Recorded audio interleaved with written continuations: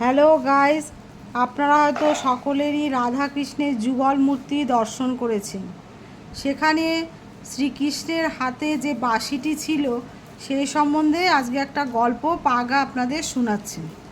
তা রাধার শেষ ইচ্ছা ছিল ভগবান শ্রীকৃষ্ণ যেন তার জন্য বাঁশি বাজানো শোনান। তিনি সর্বকালের সবচেয়ে সুমধুর সুর বাজিয়েছিলেন এবং রাধা মারা যাওয়ার পরে তিনি তার বাঁশি ভেঙে ফেলেছিলেন এবং আর কখনো শ্রীকৃষ্ণ বাঁশি বাজাননি। এই কথা শুনে এবং পাগা এতটাই মুগ্ধ হয়ে গেছে যে পাগার সঙ্গে সঙ্গে আমরাও রাধাকৃষ্ণের এই গল্প শুনে মুগ্ধ হয়ে গেলাম এবং সঙ্গে একটা গানও আপনাদের শোনালাম। আপনারা সবাই শুনুন। राधे राधे जपा करो, कृष्ण नाम रस पिया करो। राधे राधे जपा करो, कृष्ण नाम रस पिया करो। राधे राधे जपा करो, कृष्ण नाम रस पिया करो।